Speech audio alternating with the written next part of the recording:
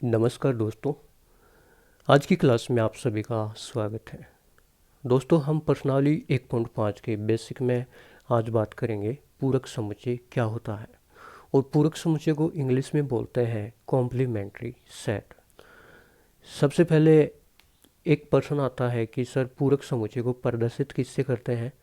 तो जैसे कोई समुच्चय ए दे रखा है तो उसका पूरक समुच्चय को हम ए डैश से प्रदर्शित करेंगे, या फिर उसको ए कॉम्प्लीमेंट्री भी लिख सकते हैं।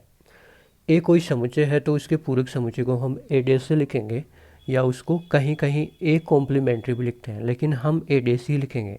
ठीक है।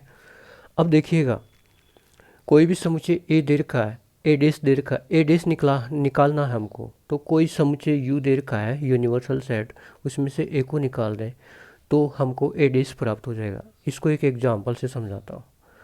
देखो, ये कोई यूनिवर्सल सेट है। ये क्या है? यूनिवर्सल सेट है।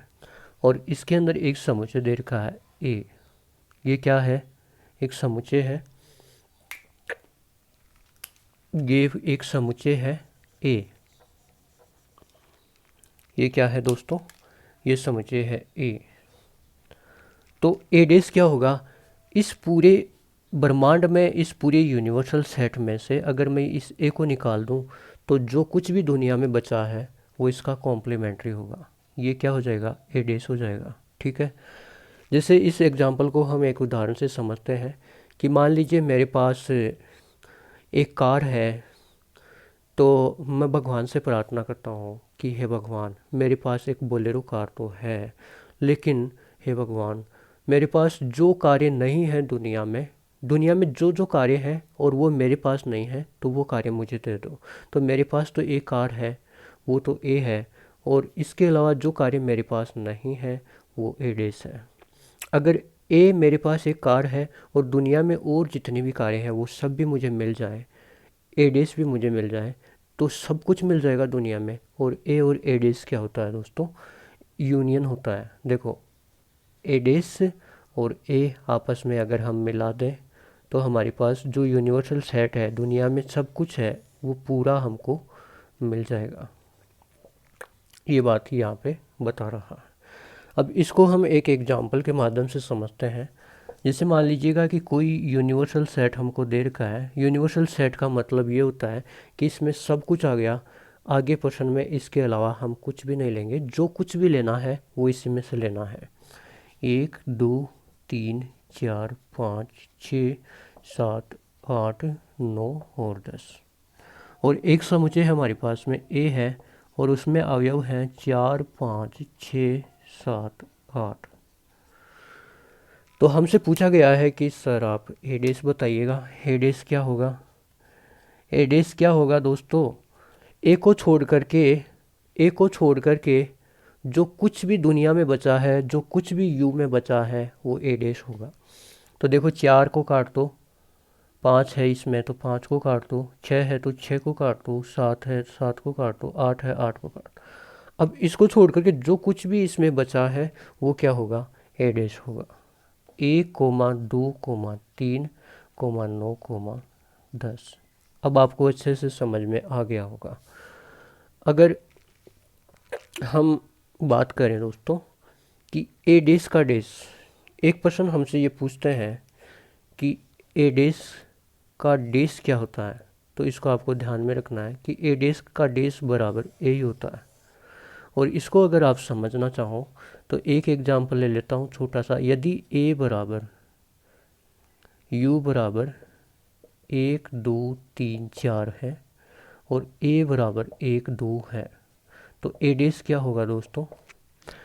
जो ए के अवयव है उनको छोड़ करके सब कुछ, तो 1 और 2 को छोड़ करके सब कुछ, 3 और 4 है, 3 और 4 आ गया।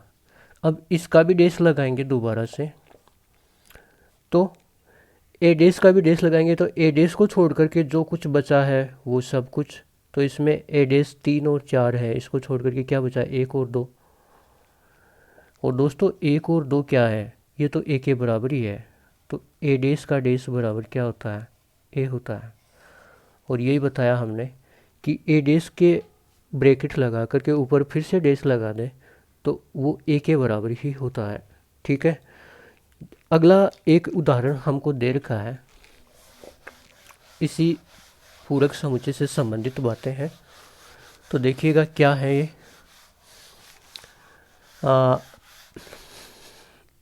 हमको एक समुच्चय दे रखा है कि यदि a बराबर फाइव है, यदि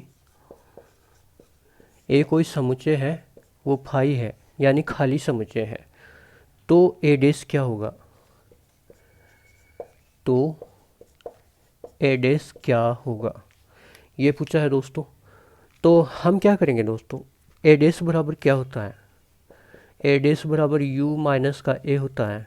तो a डैश बराबर क्या हो जाएगा, u यानी जिसके अंदर सब कुछ है और उसमें से a निकालेंगे, a में कुछ भी नहीं है, इसका मतलब कुछ भी नहीं निकालेंगे, तो a डैश बराबर क्या हो जाएगा, u हो जाएगा।